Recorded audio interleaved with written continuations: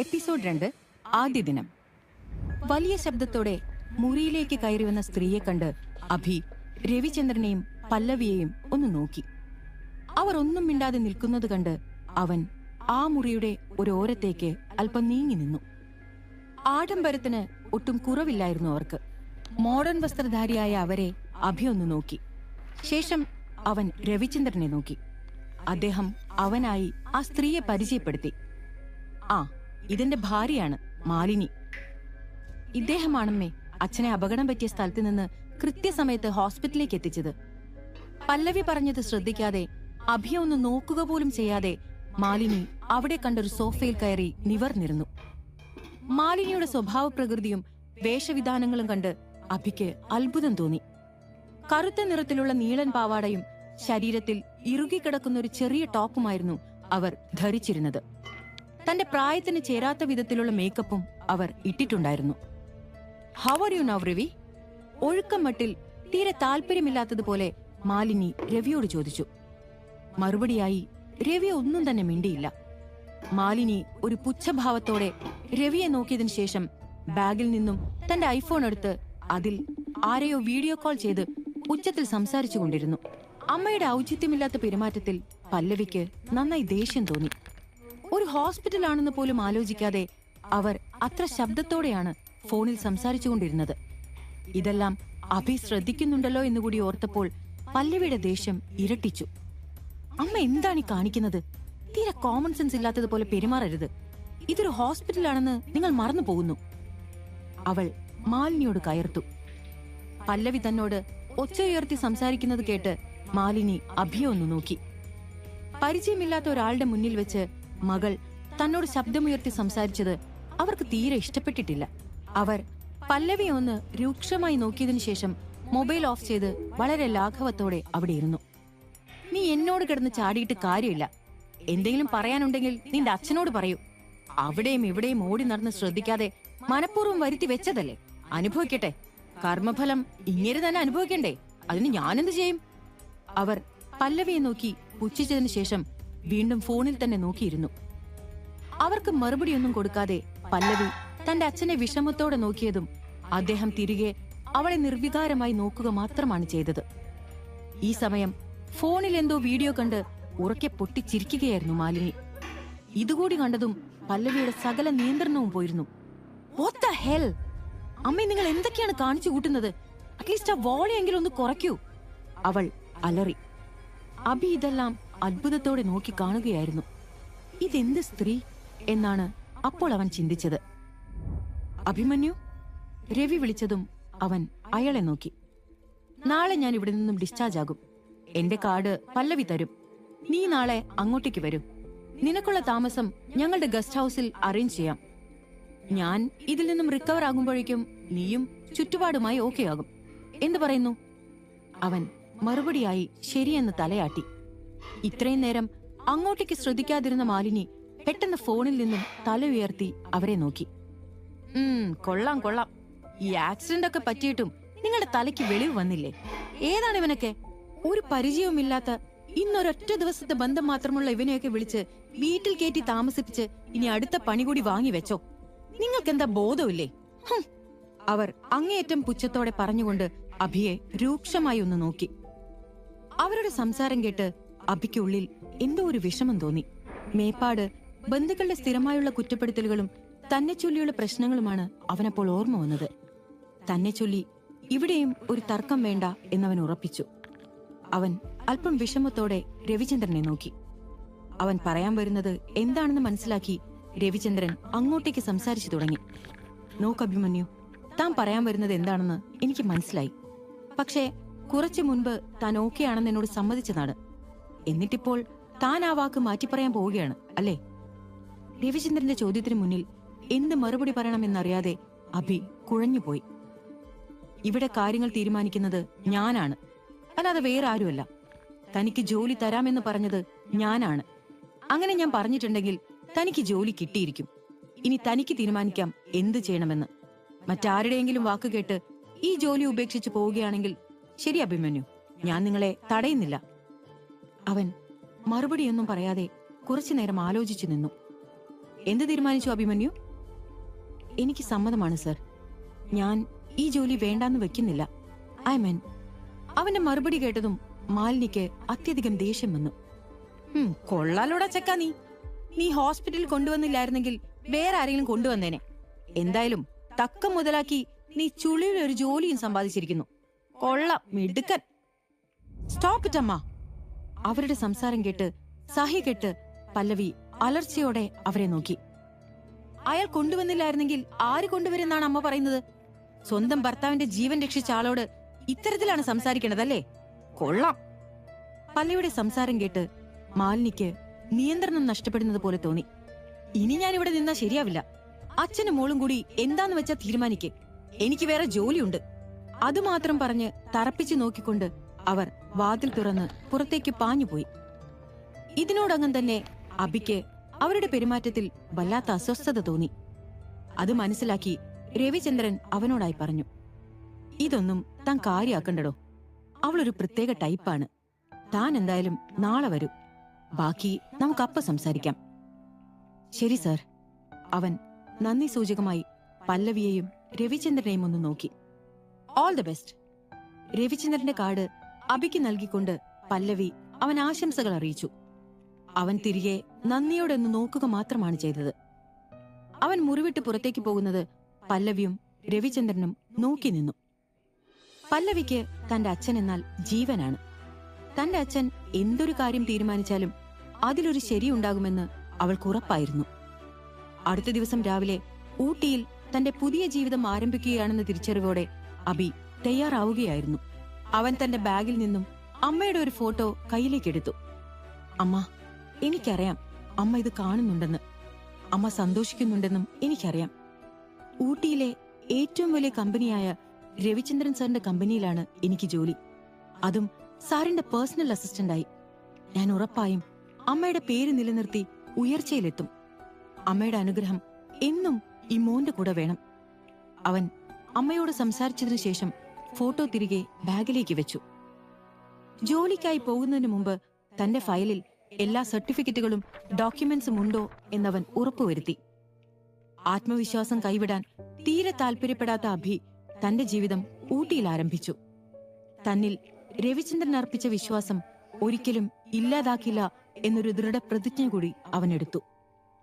പല്ലവി നൽകിയ അഡ്രസ് തിരഞ്ഞുപിടിച്ച് അവൻ രവിചന്ദ്രന്റെ വീടിന്റെ മുന്നിലെത്തി.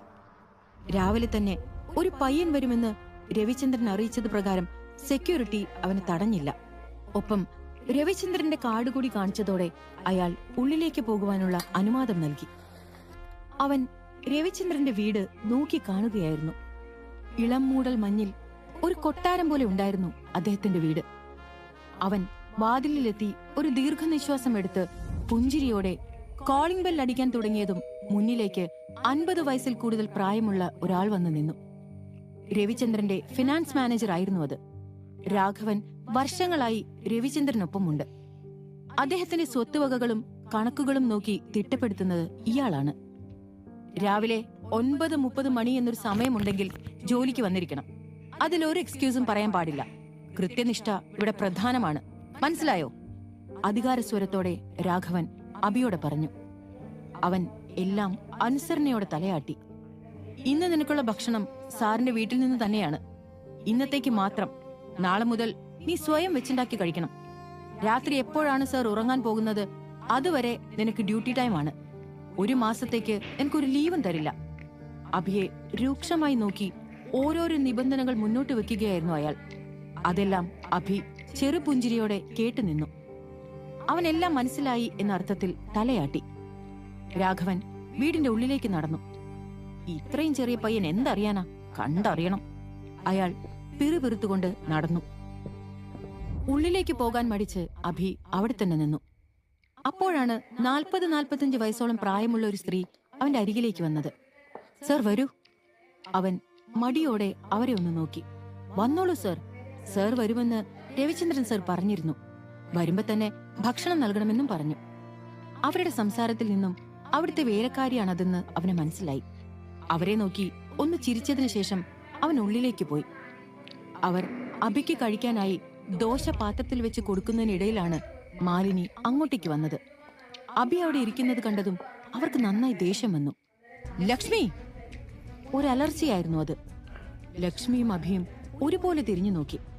നിന്നോടാരാ പറഞ്ഞത് ഇവനെവിടെ പിടിച്ചിരുത്തി ഭക്ഷണം കൊടുക്കാൻ? ആദ്യം ഒരു ജോലി കൊടുത്തു, ഇപ്പൊ ഏതാ വീട്ടിൽ പിടിച്ചിരുത്തി സൽക്കരിക്കുന്നു. പോടിയകത്ത്! മാലിനിയുടെ ആജ്ഞ അനുസരിച്ചുകൊണ്ട് ലക്ഷ്മി ഉള്ളിലേക്ക് പോയി.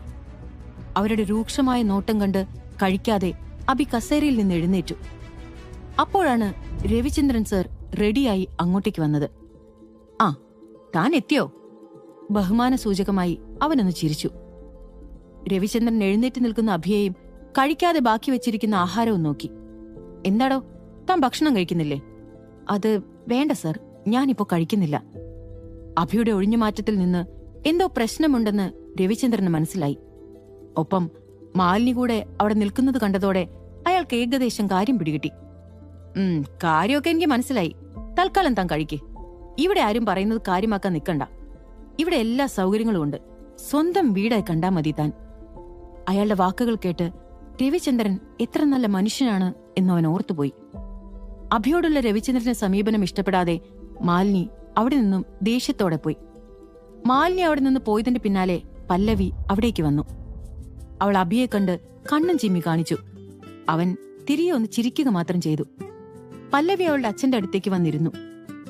ഇന്ന് തങ്ങളുടെ പ്ലാനുകൾ എന്തെല്ലാമാണെന്ന് പരസ്പരം ചോദിച്ചറിയുന്ന അച്ഛനെയും മകളെയും അവൻ ആശ്ചര്യത്തോടെ നോക്കി നിന്നു. മേപ്പാട് തറവാട്ടിൽ പരസ്പരം പണത്തിനെക്കുറിച്ച് മാത്രം സംസാരിക്കുന്ന ആളുകളെ ആ നിമിഷത്തിൽ അവൻ ഓർത്തുപോയി. പാത്രത്തിലെ ദോശ വെറുതെ നുള്ളി തിന്നുകൊണ്ടിരിക്കുന്ന അഭിയെ പല്ലവിയും രവിയും ശ്രദ്ധിച്ചു. എന്താ അഭിമന്യു ആലോചിച്ചു കൂട്ടുന്നത്? ഒരു തമാശ രൂപേണ പല്ലവി ചോദിച്ചപ്പോഴാണ് അവൻ സ്വബോധത്തിലേക്ക് വന്നത്. അവൻ അവളെ നോക്കി വെറുതെ ഒന്ന് ചിരിച്ചതിനു ശേഷം ബാക്കി ദോശ വേഗത്തിൽ കഴിക്കാൻ തുടങ്ങി. രവിചന്ദ്രനും അഭിയും പുറപ്പെട്ടു. ആക്സിഡന്റിന് ശേഷം ഡ്രൈവറിന് ലീവ് കൊടുത്തിരിക്കുകയാണ് രവിചന്ദ്രൻ. അതുകൊണ്ട് തന്നെ അദ്ദേഹത്തിന്റെ ഡ്രൈവർ ജോലി കൂടി എടുക്കുന്നത് അഭിയാണ്. എപ്പോഴും പിൻസീറ്റിൽ യാത്ര ചെയ്യുന്ന രവിചന്ദ്രൻ അന്ന് രാഘവനോട് പിന്നിൽ കയറാൻ പറഞ്ഞതിനു ശേഷം അഭിയോടൊപ്പം മുൻസീറ്റിലിരുന്നു. ഇന്ന് പ്രധാനപ്പെട്ട ഒരു ഡീലിംഗ് ഉള്ളതിനാൽ അഭിയോട് ഡീലറുള്ള സ്ഥലത്തിന്റെ അഡ്രസ് കൊടുത്തതിനു ശേഷം അങ്ങോട്ടേക്ക് വണ്ടി ഓടിക്കാൻ ആവശ്യപ്പെട്ടു. പോകുന്ന വഴി ഏത് ഡീൽ എടുക്കണമെന്നും ഏത് ഡീൽ വേണ്ട എന്ന് വെക്കണമെന്നുള്ള കാര്യത്തെപ്പറ്റി ഡിസ്കസ് ചെയ്യുകയായിരുന്നു രാഘവൻ. ഇതെല്ലാം അഭിയും കേൾക്കുന്നുണ്ടായിരുന്നു. കൃത്യ അഡ്രസ്സിൽ തന്നെ അഭി കാറ് നിർത്തി. കാറിൽ നിന്നും പുറത്തേക്കിറങ്ങി ഉള്ളിലേക്ക് പോകാൻ തുടങ്ങിയ രവിചന്ദ്രനെ അഭി തടഞ്ഞു. രാഘവൻ ദേഷ്യത്തോടെ അവന്റെ അടുത്തേക്ക് വന്നു. എന്താ ഇത്? നല്ലൊരു കാര്യത്തിന് പോകാൻ തുടങ്ങുമ്പോ ഇങ്ങനെ മുന്നിൽ തടസ്സം കയറി നിൽക്കുന്നത്? നിനക്കെന്ത് പറയാനാണെങ്കിലും ഇത് കഴിഞ്ഞതിനു ശേഷം പറയ്. എനിക്ക് പറയാനുള്ളത് ഈ ഡീലിനെ പറ്റിയാണ്, അവൻ രവിയോട് പറഞ്ഞു. ഡീലിനെ പറ്റിയോ? ഈ ഡീലിനെ പറ്റി നിനക്കെന്തറിയാം? എത്ര കോടിയുടെ ബിസിനസ് ആണെന്ന് അറിയാമോ? രാഘവൻ പുച്ഛത്തോടെ പറഞ്ഞതും രവിചന്ദ്രൻ അയാളെ തർപ്പിച്ചു നോക്കി. അതോടെ രാഘവൻ മിണ്ടാതെ നിന്നു. അഭിക്ക് പറയാൻ അനുവാദം നൽകുന്നത് പോലെ രവി അവനെ നോക്കി. കാറിൽ വെച്ചുള്ള നിങ്ങളുടെ സംഭാഷണം ഞാനും കേട്ടു സർ. കോടികൾ മുടക്കി ഒരു പ്രോപ്പർട്ടി വാങ്ങാൻ പോകുന്നു. അവർ ആദ്യം പറഞ്ഞ സ്ഥലം വാങ്ങാതിരിക്കുന്നതാണ് നല്ലത്. അതിനുശേഷം പറഞ്ഞ സ്ഥലമായിരിക്കും കൂടുതൽ നല്ലത്. എന്നെ വിശ്വസിക്കണം. അവൻ പറഞ്ഞത് കേൾക്കവേ രവി ചിന്തിച്ചു നിന്നു. ഇതൊക്കെ നീയാണോ തീരുമാനിക്കുന്നത്? റിയൽ എസ്റ്റേറ്റിൽ ഞങ്ങൾ എത്ര വർഷമായി ഇൻവെസ്റ്റ്മെന്റ് നടത്തുന്നു എന്ന് നിനക്ക് വല്ല ധാരണയുണ്ടോ? ഇതിനെപ്പറ്റി നിനക്കെന്തറിയാം? നീ നിന്റെ ജോലി മാത്രം നോക്കിയാൽ മതി. രാഘവൻ അഭിയെ വിലക്കി. എന്നാൽ രവിചന്ദ്രൻ ഒന്നും മിണ്ടാതെ ഉള്ളിലേക്ക് പോകുകയാണ് ഉണ്ടായത്. അഭി അവർ പോകുന്നത് നോക്കി നിന്നു. താൻ അഭിപ്രായം പറഞ്ഞത് രവിചന്ദ്രൻ സാറിന് ഇഷ്ടമായില്ലേ എന്നുള്ള ഭയമായിരുന്നു അവന്. 1 മണിക്കൂറിന് ശേഷം രാഘവനും രവിചന്ദ്രനും തിരികെ വന്ന് കാറിൽ കയറി.